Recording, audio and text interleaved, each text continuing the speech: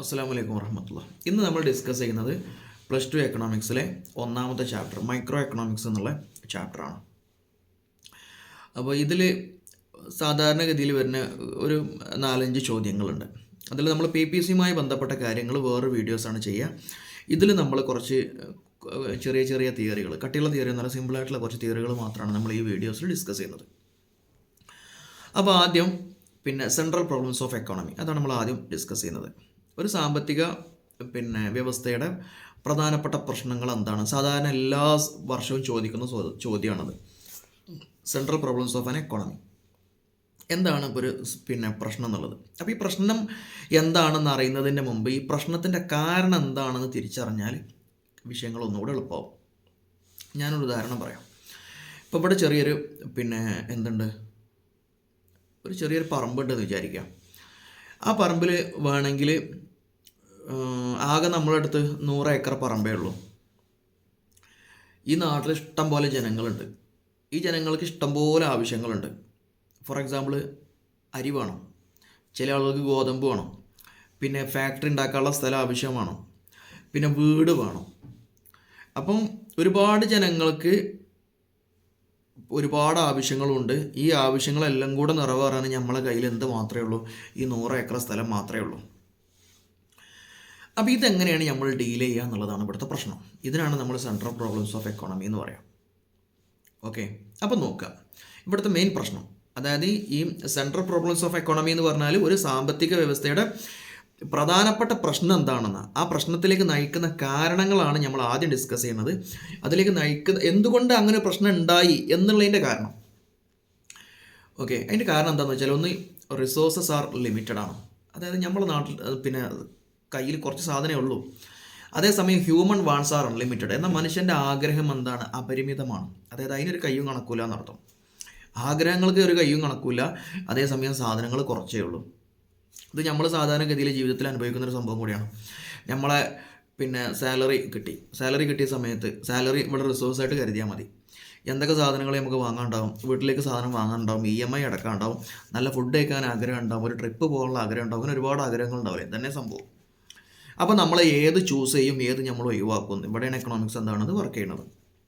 അപ്പോൾ നോക്കുക, resources R limited, human wands R unlimited. അത് മാത്രമല്ല, നമ്മളടുത്ത് ആകെ കിട്ടിയ ഈ സാലറിക്ക് ഒരുപാട് ഉപയോഗങ്ങളുണ്ട്. ഓക്കെ, അതായത് alternative uses. Resources have alternative uses. ഈ 3 സംഭവങ്ങളെ കൊണ്ടാണ് നമ്മളെ നാട്ടിൽ എന്തുണ്ടാവുന്നത്? പ്രശ്നം ഉണ്ടാവുന്നതെന്ന്. ഒന്നുകിൽ നമ്മൾ ആഗ്രഹങ്ങളൊക്കെ നമ്മളങ്ങോട്ട് കുറക്കാൻ തയ്യാറായാലും പ്രശ്നം കഴിഞ്ഞ്, അതല്ലെങ്കിൽ നമ്മൾ ആഗ്രഹങ്ങളെ നിറവേറ്റാൻ അത്ര എന്തുണ്ട് നമ്മളെ നാട്ടിൽ വിഭവങ്ങൾ ഉണ്ടെങ്കിൽ അങ്ങനെയാണെങ്കിലും പ്രശ്നം കഴിയും. പക്ഷെ ഇത് രണ്ടും നടക്കാൻ പോകുന്നില്ല.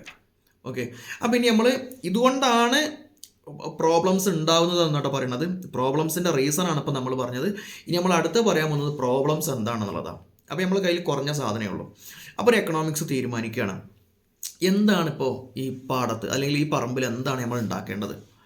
ഗോതമ്പ് ഉണ്ടാക്കുക, അരി ഉണ്ടാക്കുക, ചോളം ഉണ്ടാക്കുക, അല്ലെങ്കിൽ ബിൽഡിംഗ് ഉണ്ടാക്കുക, ഫാക്ടറി ഉണ്ടാക്കുക, വീട് ഉണ്ടാക്കുക, എന്തും ഉണ്ടാക്കുക. അപ്പോൾ എക്കണോമിക്സ് തീരുമാനിക്കും what to produce in what quantities. എന്തുണ്ടാക്കണം, എത്ര ഉണ്ടാക്കണം, ഇതാണ് ഒന്നാമത്തെ പ്രശ്നം.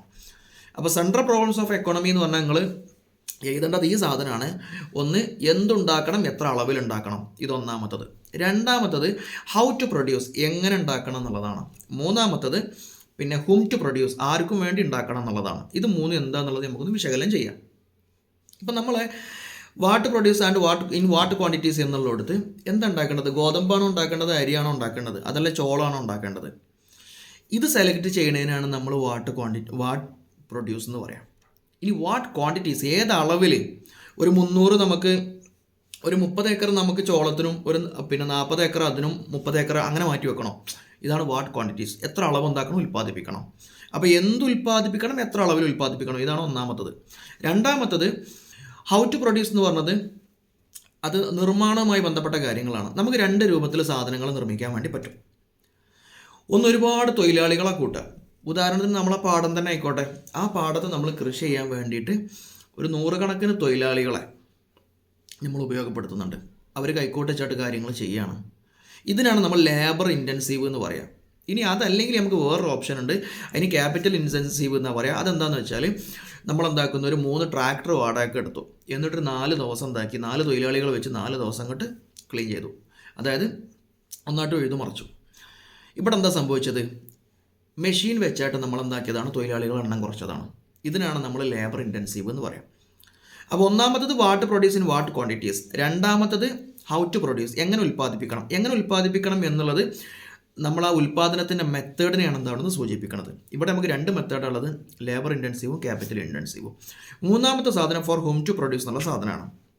ഹോം ടു പ്രൊഡ്യൂസ് എന്ന് പറഞ്ഞാൽ പിന്നെ ഇവിടെ 2 രൂപത്തിലുള്ള സാധനങ്ങൾ കാണലുണ്ട്. ഒന്ന് പർച്ചേസിങ് പവറിനെയാണ് ഉദ്ദേശിക്കുന്നത്. പർച്ചേസിങ് പവർ എന്ന് പറഞ്ഞാൽ എന്താ, സാധനം വാങ്ങാനുള്ള കപ്പാസിറ്റി.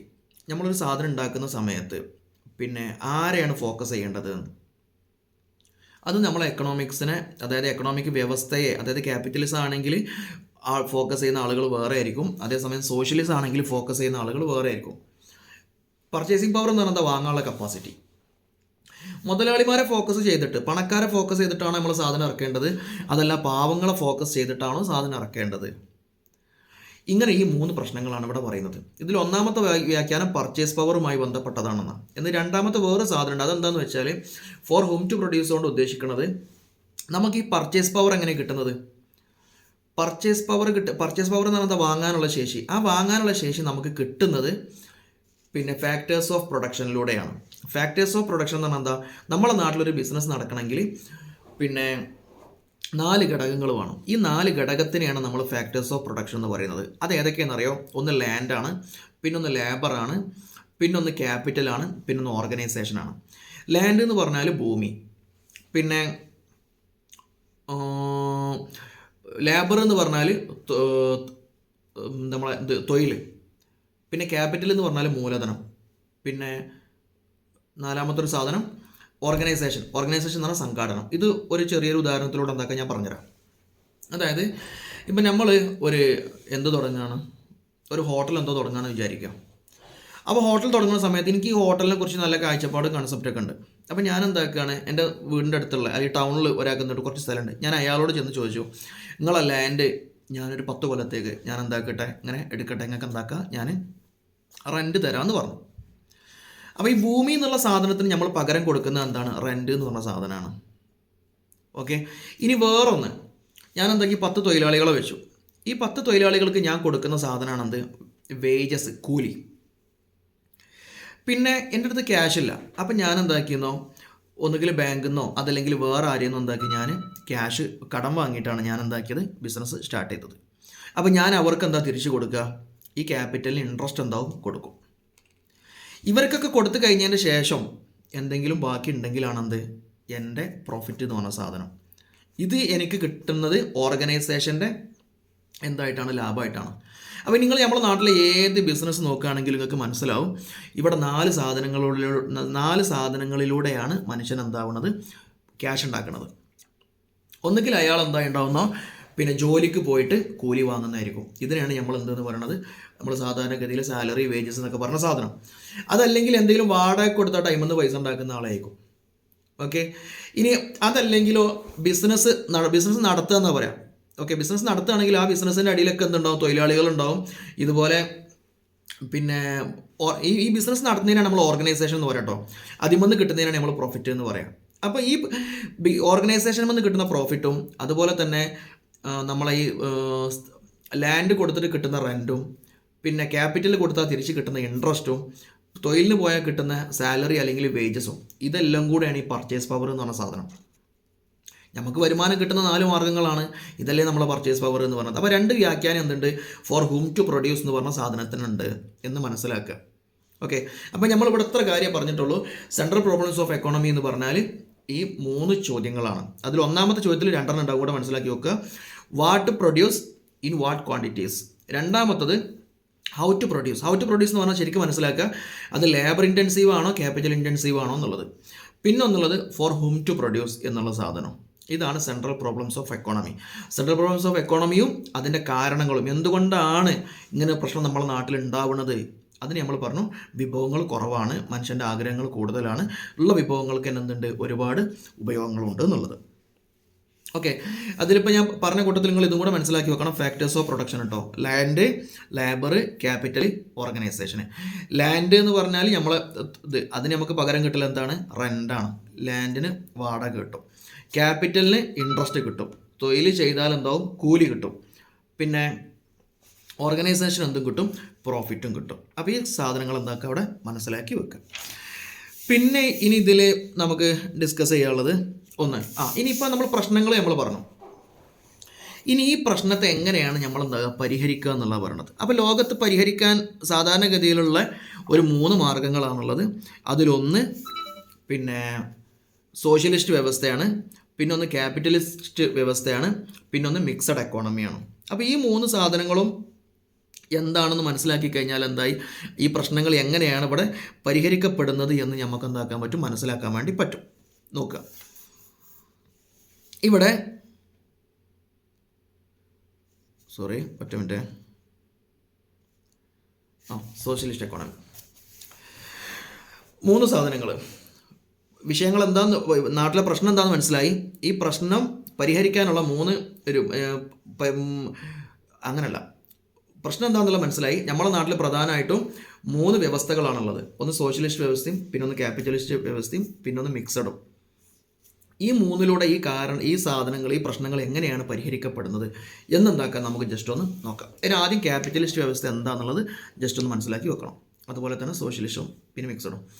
ക്യാപിറ്റലിസം എന്ന് പറഞ്ഞാൽ ആ ക്യാപിറ്റലിസ്റ്റ് വ്യവസ്ഥയിൽ, അതല്ലെങ്കിൽ ക്യാപിറ്റലിസ്റ്റ് സാമ്പത്തികത്തിൽ അവിടുത്തെ എല്ലാ സാധനത്തിൻ്റെയും ഉടമസ്ഥാവകാശം പ്രൈവറ്റ് ആൾക്കാരുടെ കയ്യിലായിരിക്കും. അതായത് ഗവൺമെൻറ്റിൻ്റെ കയ്യിലല്ല, പൂർണ്ണമായിട്ട് പിന്നെ വ്യക്തികളെ കയ്യിലായിരിക്കും അവിടുത്തെ സ്വത്തുകൾ ഉണ്ടാവുക എന്നുള്ളതാണ്.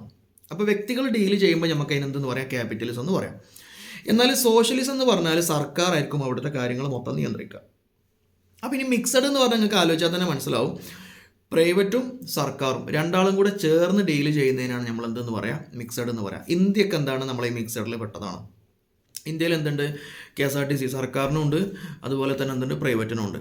പിന്നെ ഹോസ്പിറ്റൽ സർക്കാർ ഓപ്പറേറ്റ് ചെയ്യുന്നതുണ്ട്, പിന്നെ പ്രൈവറ്റ് ഓപ്പറേറ്റ് ചെയ്യുന്നുണ്ട്. അങ്ങനെ നമ്മുടെ നാട്ടിൽ ഏറെക്കുറെ സാധനങ്ങളൊക്കെ എന്തുണ്ട്? പ്രൈവറ്റിൻ്റെ വേറുണ്ട്, സർക്കാരിൻ്റെത് വേറുണ്ട്. അപ്പോൾ രണ്ടാളും കൂടെയാണ് എന്താക്കുന്നത്? കാര്യങ്ങൾ ഡീൽ ചെയ്യണത്. എന്നാൽ പക്കാ സോഷ്യലിസ്റ്റ് കൺട്രി ആണെങ്കിൽ അവിടെ ഒരു സാധനം ആർക്കുണ്ടാവില്ല? പ്രൈവറ്റ് വ്യക്തികൾക്ക് ഉണ്ടാവില്ല. കംപ്ലീറ്റ് ആരുടെ കയ്യിലുണ്ടാവുക? സർക്കാരിൻ്റെ കയ്യിലുണ്ടാവുക. ഇനി ക്യാപിറ്റലിസത്തിലാണെങ്കിലോ അവിടെ കംപ്ലീറ്റ് സാധനം ആരുടെ കയ്യിലുണ്ടാവുക? പിന്നെ പ്രൈവറ്റ് ഓണർമാരുടെ, പിന്നെ വ്യക്തികളുടെ കയ്യിലാണെന്നുണ്ടാവുക. അപ്പോൾ അവരെങ്ങനെയാണ് ഈ പ്രശ്നത്തിന് പരിഹാരം കാണുക എന്നുള്ളത് നമുക്ക് നോക്കാം. ഒന്ന്, വാട്ട് പ്രൊഡ്യൂസ്, എന്തുണ്ടാക്കുക എന്നുള്ളത് ആലോചിച്ച് കഴിഞ്ഞാൽ സ്വാഭാവികമായിട്ടും മുതലാളിമാരെന്തേ ചിന്തിക്കുള്ളൂ? അവർക്ക് ഏറ്റവും കൂടുതൽ ലാഭം കിട്ടുന്ന ഏതാണോ അതുണ്ടാക്കുക എന്നേ അവർ ചിന്തിക്കുള്ളൂ. അപ്പം അവരെ ബിസിനസ്സിനെ, അതല്ലെങ്കിൽ അവരെ കൈകാര്യത്തെ മുന്നോട്ട് കൊണ്ടുപോകുന്ന സാധനം എന്താണ്? പ്രോഫിറ്റ് മോട്ടീവാണ്. പ്രോഫിറ്റ് മോട്ടീവ് എന്ന് പറഞ്ഞാൽ പരമാവധി ലാഭം ഉണ്ടാക്കുക എന്നുള്ളതാണ് അവരുടെ ഉദ്ദേശം. അതേസമയം സോഷ്യലിസത്തിൽ അതെങ്ങനെ ഉണ്ടാവുക? പ്രോഫിറ്റ് മോട്ടീവ് ആയിരിക്കില്ല, പിന്നെ വെൽഫെയർ മോട്ടീവ് ആയിരിക്കും. എന്ത് സാധനം ഉണ്ടാക്കുക എന്ന് ചോദിച്ചു കഴിഞ്ഞാൽ സോഷ്യലിസ്റ്റ് വ്യവസ്ഥയിൽ ഉണ്ടാക്കൽ എങ്ങനത്തെ സാധനമായിരിക്കും? ജനങ്ങൾക്ക് ഉപകാരപ്പെടുന്ന സാധനങ്ങൾ ഉണ്ടാക്കുക. ലാഭമാണോ നഷ്ടമാണോ എന്നല്ല അവിടുത്തത്. ജനങ്ങൾക്ക് ഏറ്റവും കൂടുതൽ ഉപകാരം കിട്ടുന്ന സാധനം എന്താണോ അതുണ്ടാക്കുക എന്നുള്ളതാണ്. അപ്പോൾ ഇനി മിക്സഡിൽ എങ്ങനെയാണ് തീരുമാനം ഉണ്ടാക്കുക? മിക്സഡിൽ അവിടെ മുതലാളിമാരുടെ കയ്യിലും സാധനമുണ്ട്, സർക്കാരിൻ്റെ കയ്യിലും സാധനമുണ്ട്. മുതലാളിമാരെന്താക്കും? അവർക്ക് ലാഭം കിട്ടാനുള്ള സംഗതികൾ പരമാവധി ഉണ്ടാക്കും. അതേസമയം സർക്കാർ എന്തുണ്ടാക്കും? ജനങ്ങൾക്ക് കൂടുതൽ ഉപകാരം കിട്ടുന്ന സാധനങ്ങൾ എന്താവും അവരും ചെയ്യും. അപ്പോൾ അവിടെ ചിലപ്പോൾ എന്തുണ്ടാവും? റേഷൻ ഷോപ്പുകളൊക്കെ ഉണ്ടാവും. റേഷൻ ഷോപ്പിലോട്ട് എന്താക്കും? ചെറിയ പൈസക്ക് പാവങ്ങൾക്ക് ഉപകാരപ്പെടുന്ന രൂപത്തിൽ സാധനങ്ങൾ എന്താവും കൊടുക്കും. ഇനി രണ്ടാമത്തെ സാധനം ഹൗ ടു പ്രൊഡ്യൂസ് എന്നുള്ള ഒരു ചോദ്യമാണ്. ഈ ഹൗ ടു പ്രൊഡ്യൂസ് എങ്ങനെയാണ് പരിഹാരം കാണാൻ നോക്കുക? ഹൗ ടു പ്രൊഡ്യൂസ് നമ്മളെ ക്യാപിറ്റലിസ്റ്റ് സംവിധാനത്തിൽ അവർക്ക് കൂടുതൽ ലാഭം ഏതാണെന്ന് നോക്കുക. അതായത് ഒരു മെഷീൻ വെച്ചായിട്ട് പിന്നെ 2 ദിവസം കൊണ്ട് പരിപാടി തീർത്തിട്ട് പെട്ടെന്ന് പ്രൊഡക്ഷൻ ഉണ്ടാക്കലാണ് അവർക്ക് ലാഭമെങ്കിൽ അവർ മെഷീനാണ് ഉപയോഗിക്കുക. ഇനി അതല്ല, ചീപ്പ് റേറ്റിന് തൊഴിലാളികളെ കിട്ടുമെങ്കിൽ അവർ തൊഴിലാളികൾ ഉപയോഗിക്കും. എന്നാൽ സർക്കാർ എങ്ങനെയാണ് നോക്കുക? സർക്കാർ നോക്കൽ ജനങ്ങൾക്ക് ഏറ്റവും കൂടുതൽ ഉപകാരം ഉണ്ടാവില്ല ഏതാ? അത് സ്വാഭാവികമായിട്ടും എന്തായിരിക്കും? ഈ ലേബർ ഇൻറ്റൻസീവ് ആയിരിക്കും. അതെങ്ങനെയാണ്? ഒരു മെഷീൻ വെച്ച് ജോലി ചെയ്യുകയാണെങ്കിൽ 1000 ആളുകൾ എടുക്കേണ്ട പണി ഒരു മെഷീൻ എന്താവുകയാണ്? 4 ദിവസം കൊണ്ട് എടുക്കുകയാണ്. അപ്പോൾ ഈ മെഷീൻ്റെ മുതലാളിക്കും ഒരു ഡ്രൈവർക്കും മാത്രമേ എന്താവുന്നുള്ളൂ അവിടെ പിന്നെ ക്യാഷ് കിട്ടുന്നുള്ളൂ. എന്നാൽ അതേസമയം ഇത് 1000 തൊഴിലാളികളെ വെച്ച് ചെയ്യുകയാണെങ്കിൽ 1000 തൊഴിലാളികൾക്ക് എന്തായി, തൊഴിലായി, അവരെല്ലാവരുടെ കയ്യിലേക്ക് എന്ത് കിട്ടി, ക്യാഷ് എന്നുള്ള സാധനം വന്നു. അപ്പോൾ ജനങ്ങൾക്ക് കൂടുതൽ ജനങ്ങൾക്ക് ഉപകാരപ്പെടുന്ന സാധനം ഏതാണ്? ഈ ലേബർ ഇൻറ്റൻസീവാണ്, തൊഴിലാളികളെ വെച്ച് ചെയ്യുക എന്നുള്ളതാണ്. അപ്പോൾ സർക്കാർ കൂടുതൽ സമയത്തും ഏതായിരിക്കും സെലക്ട് ചെയ്യുക? തൊഴിലാളികളെ പിന്നെ കൂടുതൽ ഉപയോഗപ്പെടുത്തുക, അതായത് ലേബർ ഇൻറ്റൻസീവ് എന്നുള്ള സാധനമാണ്. ഇനി ഹും ടു പ്രൊഡ്യൂസ് എന്നുള്ള സാധനം, ഹും ടു പ്രൊഡ്യൂസ് ക്യാപിറ്റലിസ്റ്റ് ആളുകൾ എങ്ങനെയാണ് കൈകാര്യം ചെയ്യുക, സോഷ്യലിസം എങ്ങനെയാണ് കൈകാര്യം ചെയ്യുക നോക്കുക. അതിൻ്റെ ഇടയിൽ പിന്നെ ഹൗ ടു പ്രൊഡ്യൂസ് എന്നുള്ളിടത്ത് മിക്സഡ് എക്കോണമി എങ്ങനെയാണ് കൈകാര്യം ചെയ്യുക? സിമ്പിളാണ്. മിക്സഡ് എക്കോണമിയിൽ ആ നാട്ടിൽ 2 ആളുകളുണ്ടാവും. പ്രൈവറ്റുകാർ എന്താക്കും, മെഷീൻ ഉപയോഗിച്ച് കാര്യങ്ങൾ ചെയ്യും. സർക്കാർ എന്താക്കും, ജനങ്ങൾക്ക് ഉപകാരം കിട്ടുന്ന കൂടുതൽ തൊഴിലാളികൾക്ക് തൊഴിൽ കൊടുത്തുകൊണ്ട് അവർക്ക് ഇൻകം ജനറേറ്റ് ചെയ്യാനുള്ള വഴിയും കൂടെ പരിഗണിച്ചുകൊണ്ടായിരിക്കും ആര് ചെയ്യുക, സർക്കാർ ചെയ്യുക. ഇനി അടുത്ത സാധനം നമ്മൾ പറയുന്നത് ഹോം ടു പ്രൊഡ്യൂസ്, ആർക്കു വേണ്ടി ഉൽപ്പാദിപ്പിക്കണം എന്നുള്ളതാണ്. ആർക്കു വേണ്ടി ഉൽപ്പാദിപ്പിക്കണം എന്നുള്ളിടത്ത് നമുക്ക് സോഷ്യലിസത്തിൽ എങ്ങനെ ഉണ്ടാവുക? പരമാവധി ജനങ്ങൾക്ക് വാങ്ങാൻ പറ്റുന്ന രൂപത്തിൽ, വാങ്ങാൻ പറ്റുന്ന പർച്ചേസ് പവർ, ജനങ്ങളുടെ പർച്ചേസ് പവർ നോക്കി അവർക്ക് കൂടുതൽ വാങ്ങാൻ പറ്റുന്ന രൂപത്തിലാണ് എന്താകുക കാര്യങ്ങൾ. അതല്ലെങ്കിൽ പാവങ്ങൾക്ക് വേണ്ടിയിട്ടാണ് എന്താവുക, കൂടുതലും സാധനങ്ങൾ ഉൽപ്പാദിപ്പിക്കുക. അതേസമയം മറ്റോടത്ത് എങ്ങനെ ഉണ്ടാവുക? ക്യാപിറ്റലിസത്തിൽ അവർക്ക് പരമാവധി ലാഭം കിട്ടുന്ന സാധനങ്ങൾ മാത്രമാണ് എന്താകുക, അവർ ഉൽപ്പാദിപ്പിക്കുക. അപ്പോൾ ഇങ്ങനെ മൂന്നിലും എങ്ങനെയാണ് പരിഹാരം കാണുക എന്നുള്ളതാണ്. ഇനി നമ്മൾ പിന്നെ അടുത്തത് ഇനി ചാപ്റ്ററിൽ ഡിസ്കസ് ചെയ്യാനുള്ളത് ഒരു പോസിറ്റീവ് ആൻഡ് പിന്നെ അതുപോലെ തന്നെ നോർമാറ്റീവ് എക്കണോമിക്സ് എന്ന് പറഞ്ഞിട്ട് സാധനമുണ്ട്. പോസിറ്റീവ് എക്കണോമിക്സും നോർമാറ്റീവ് എക്കണോമിക്സും. ഈ പോസിറ്റീവ് എക്കണോമിക്സ് കൊണ്ട് ഉദ്ദേശിക്കുന്നത് ഇപ്പം നമ്മുടെ നാട്ടിലത്തെ ഒരു എക്കണോമിക്സുമായി ബന്ധപ്പെട്ട ഒരു സാധനത്തെ, ഒരു ഫാക്റ്റിനെ, നിലവിലുള്ളൊരു യാഥാർത്ഥ്യത്തെ നമ്മൾ പറയുകയാണെങ്കിൽ അതിന് നമ്മൾ പോസിറ്റീവ് എക്കണോമിക്സ് എന്ന് പറയും. അതേസമയം നോർമാറ്റീവ് എക്കണോമിക്സ് എന്ന് പറഞ്ഞാൽ ഒരു ഫാക്റ്റിനല്ല പറയുന്നത്, ഇങ്ങനെയാണ് ആവേണ്ടിയിരുന്നത് എന്ന് പറയുന്നതിനെയാണ് നമ്മൾ എന്തെന്ന് പറയാം, നോർമാറ്റീവ് എക്കണോമിക്സ് എന്ന് പറയാം. ഇപ്പോൾ ഒരു ഉദാഹരണത്തിന് പറയാം, നാട്ടിലെ പിന്നെ ഇന്ന് നമ്മുടെ നാട്ടിൽ 15% എന്തുണ്ട്, അൺഎംപ്ലോയ്മെൻ്റ് ഉണ്ട്. ഈ വർഷത്തെ അൺഎംപ്ലോയ്മെൻറ്റ് 15% എന്ന് നമ്മൾ പറഞ്ഞു. പിന്നെ നമ്മൾ പറഞ്ഞു ഇതിനെ സർക്കാർ കാര്യക്ഷമമായിട്ട് പിന്നെ ഈ രൂപത്തിൽ ചെയ്യുകയാണെങ്കിൽ എന്താക്കാൻ പറ്റുമായിരുന്നു, ഇതിനെ നിയന്ത്രിക്കണം, അല്ലെങ്കിൽ സർക്കാർ എന്താണ് ഈ അൺഎംപ്ലോയ്മെൻറ്റിനെ നിയന്ത്രിക്കണം എന്ന് പറഞ്ഞു. പുതിയ തൊഴിലവസരങ്ങൾ കൊണ്ടുവന്നായിട്ട് ഇതിനെ നിയന്ത്രിക്കണം എന്ന് പറഞ്ഞു. ഇത് രണ്ടെണ്ണമാണ്. ഒന്നാമത് പറഞ്ഞെന്താ, ഇവിടുത്തെ തൊഴിലില്ലായ്മ എത്രയാണ്, അൺഎംപ്ലോയ്മെൻറ്റ് എത്ര ശതമാനമാണെന്ന് പറഞ്ഞാൽ അത് പോസിറ്റീവാണ്, അതായത് ഒരു ഫാക്റ്റിനെ വെച്ച് പറയാണ്.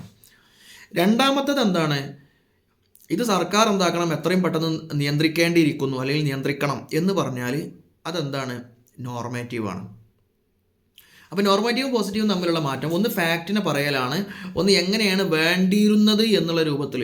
നോർമാറ്റീവ് എന്ന് പറഞ്ഞാൽ ഓട്ട് ടു ബി എന്ന് പറയില്ല നമ്മൾ, ഇങ്ങനെയാണ് വേണ്ടിയിരുന്നത് എന്നതിനെ പറയുന്നതിനാണ് നമ്മൾ എന്തെന്ന് പറയാം, നോർമാറ്റീവ് എന്ന് പറയാം.